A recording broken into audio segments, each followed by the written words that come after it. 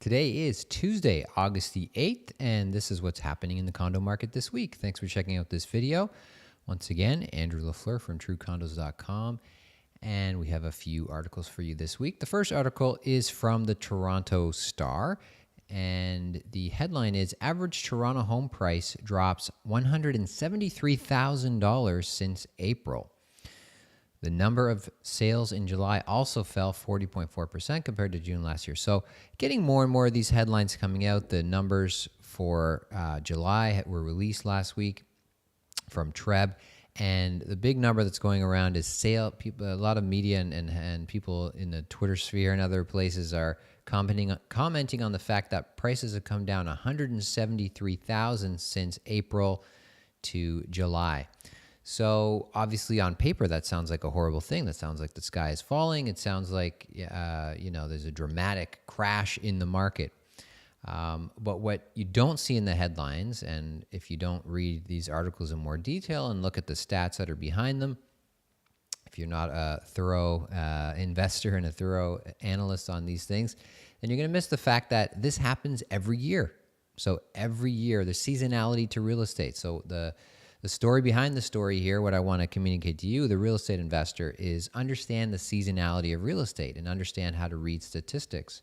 So every year, the market peaks in the spring and the market goes down until the fall, and it goes up again. It goes up and down.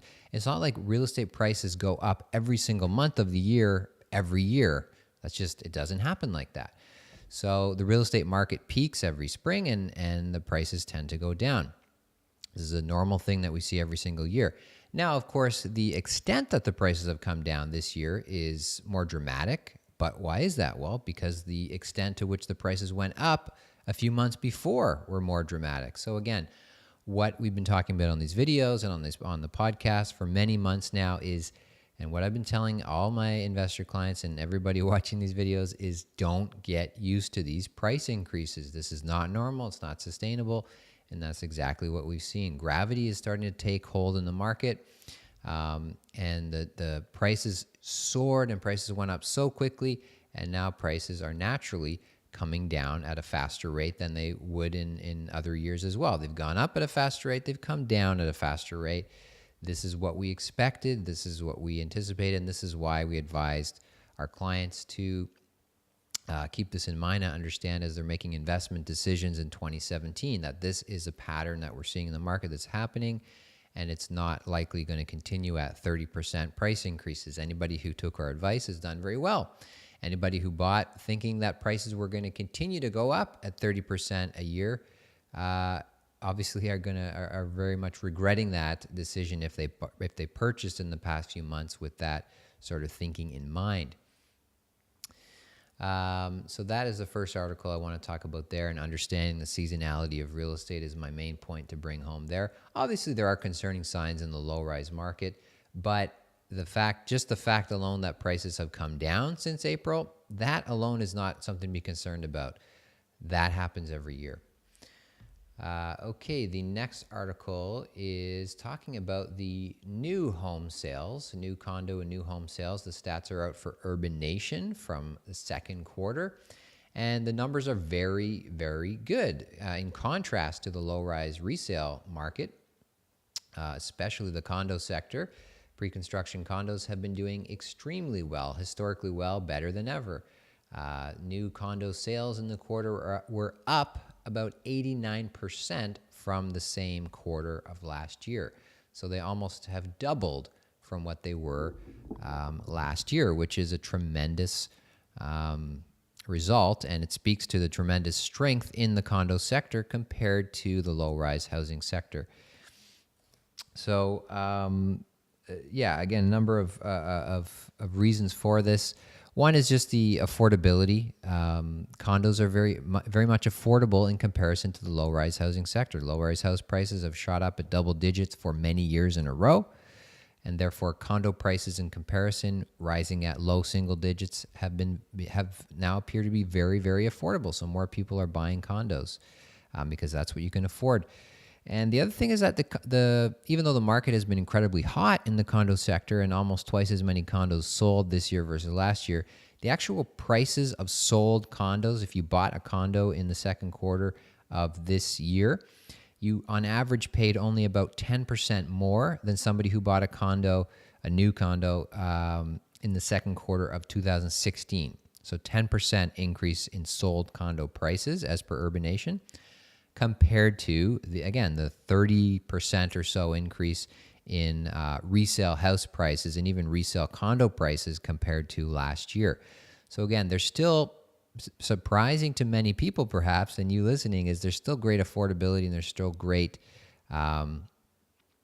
sustainable price increases we're seeing in the pre-construction side of the condo business, which is a very good and healthy thing to see in the market. We're not seeing these prices going up by 30% in the same way that we saw in the low-rise housing market. So that's, again, it all speaks to affordability, and people buy what they can afford. People invest in what they can afford as well and what makes sense. And buying a low-rise house at, $2 million that's going to rent out for, $5,000 a month, $4,000 a month, it just doesn't make sense. Buying a condo for, $500,000 that's going to rent out for, $2,000, $2,500 a month makes a lot more sense. And so there you have the condo results there. And again, links to all these are going to be in the show notes for the video and the link below. And finally, wanted to bring up this article from Bloomberg. It's been making the rounds. Title is Renting in Toronto is a Total Nightmare. Renting in Toronto is a total nightmare. With rents at all-time highs, would-be tenants woo landlords with Tinder-style bios. So talking about how tenants are going to extremes to secure rental places in Toronto, especially condos. Rental rates are at all-time high. Again, great news for condo investors, something we've known for a long time. Condo rentals are still appreciating at around 10% per year, which is about 4 to 5 times the normal sort of typical rental increases that we've seen in the past few years for condos. The province's new rent control measures, lack of supply, the prices of houses, the prices of condos, all these things are contributing to a great rental market if you are a landlord. It's a terrible rental market is the point of the article. If you are a renter, it's very hard to find a place. Another point to touch on here is seasonality as well. There's seasonality to rentals as well. The rental market peaks right around now, July, August. Every year is when the rental market peaks. The most number of places are rented. It coincides with the September 1st school year for university and college students. Coincides with weather and people just wanting to move in summer, kids in school, all these things. It's always the same every year. So you're always going to see these types of headlines and these types of articles talking about how it's tough to be a renter, how Toronto is a very competitive city. These articles are going to peak at this time of year as well. And then conversely, in January, February, that sort of time of year, in the dead of winter, you're going to see articles saying, rental market is soft. You can find a place. There's lots available. This is, again, a normal seasonality that we see in real estate, but still speaks to the fact that overall it's a great time to be a landlord. It's a great time to invest, especially in condos.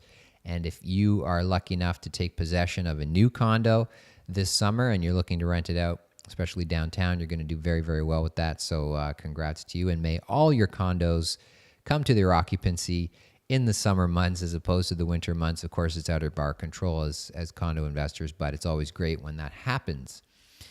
Okay, there you have it. That's the articles I wanted to point out to you for this week. Hope you enjoyed this video. If you did, go ahead and share this with somebody that you know. Hit the like button, hit the share button, drop me a comment, send me an email. Love to hear from you.